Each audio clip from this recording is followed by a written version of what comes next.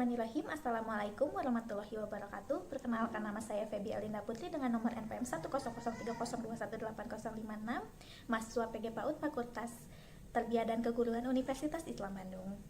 Di sini saya akan mempresentasikan hasil penelitian saya yang berjudul Analisis Perilaku Sibling Rivalry pada anak usia 2-3 tahun di Kabupaten Bandung. Yang pertama adalah latar belakang. Sibling rivalry adalah sebuah fenomena yang dialami oleh kakak dan adik yang dipicu oleh rasa cemburu, merasa tersaingi, dan perasaan kurang diperhatikan oleh kedua orang tuanya. Menurut Harlock, tahun 1991 mengatakan bahwa usia yang paling rentan mengalami sibling rivalry adalah usia 1-3 tahun ketika kakak memiliki adik. Harlock juga berpendapat bahwa anak-anak yang mengalami sibling rivalry akan menunjukkan 3 perilaku khas. Yang pertama yaitu perilaku agresi fisik dengan menunjukkan perilaku memukul, mencubit, dan mendorong adik. Lalu yang kedua ada agresi verbal, yaitu melontarkan kalimat-kalimat negatif yang menunjukkan perasaannya seperti rasa cemburu, merasa kurang diperhatikan, dan merasa tersaingi. Lalu anak juga akan berperilaku menangis, berteriak, dan juga marah secara berlebihan yang dipicu oleh rasa cemburu.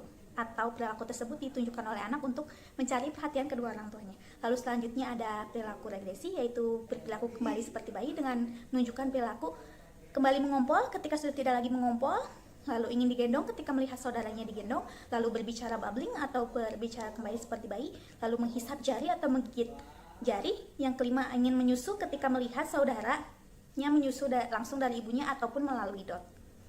Berdasarkan hasil penelitian yang dilakukan oleh Cindy dan Hendrianti tahun 2020 di Jakarta mengatakan bahwa sebanyak 5 informan milik anak usia 2-4 tahun seluruhnya mengalami sibling rivalry dengan menunjukkan perilaku agresi fisik dan agresi verbal ketika kakak memiliki adik. Selanjutnya ada metode penelitian. Penelitian ini menggunakan penelitian kualitatif studi kasus dengan teknik pengumpulan datanya berupa wawancara, observasi, dan dokumentasi pada 2 keluarga yang berlokasi di Desa Margasi dan Desa Sukamenak. Penelitian ini juga menggunakan data primer, yaitu orang tua yang berusia 2-3 tahun yang sudah memiliki adik, lalu data sekundernya berupa dokumentasi. Penelitian ini juga menggunakan teknik analisis data berupa reduksi data, penyajian data, triangulasi data, dan penarikan kesimpulan. Baik, selanjutnya ada hasil dan pembahasan. Pada keluarga pertama, penelitian ini dilakukan pada bulan November 2021 di Desa Sukamenak, Kabupaten Bandung. Berdasarkan hasil penelitian, pada keluarga ini memiliki 2 anak, yang anak pertama berusia 3 tahun dan anak kedua berusia 1 tahun ketika penelitian ini dilakukan. Berdasarkan hasil penelitian, dapatkan bahwa kakak pada keluarga pertama mengalami sibling rivalry dengan menunjukkan perilaku agresi verbal, fisik, dan regresi. Lalu pada keluarga kedua, penelitian ini dilakukan pada bulan November 2021 juga, yang berlokasi di Desa Margasi, Kabupaten Bandung. Pada keluarga kedua ini memiliki 3 anak, yang pertama berusia 3 tahun, anak yang kedua berusia 2 tahun, dan anak yang terakhir berusia 1 tahun ketika penelitian ini dilakukan. Berdasarkan hasil penelitian didapatkan bahwa kakak pertama dan kakak kedua pada keluarga kedua ini mengalami sibling rivalry dengan menunjukkan perilaku agresif fisik, verbal, dan regresi.